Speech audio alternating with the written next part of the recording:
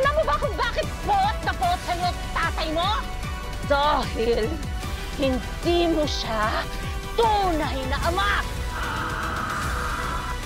Anak ko yan!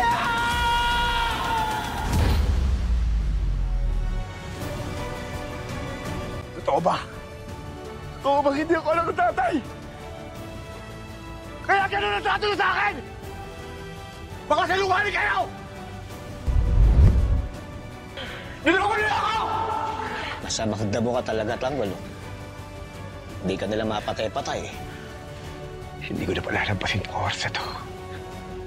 Pagbabayaran ko siya sa lahat ng ginawa siya sa akin.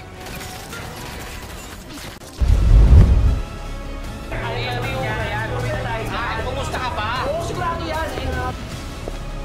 Rigor, wala na tayong dapat pag-usapan. Bakit? May iba ka bang pinag-aabalaan? May iba ka bang inintindi? May iba kang dahilan, kaya nahihirapan kang patawarin ako.